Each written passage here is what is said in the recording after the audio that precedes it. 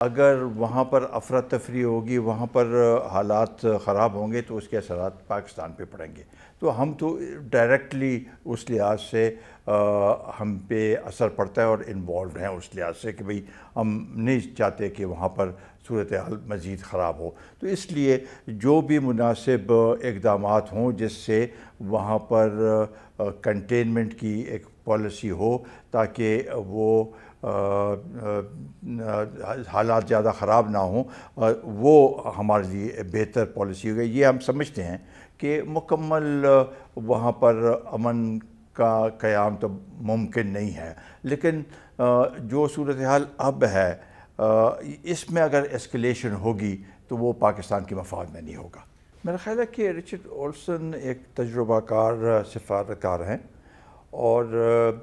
چونکہ وہ اس خطے میں اور پاکستان میں رہے ہیں 3 سال سے یہیں رہے ہیں، تو وہ بخوبی سمجھتے ہیں اس مسئلے کو، اور پاکستان اور افغانستان کی جو صورتحال ہے اس کو بھی وہ ان کی جو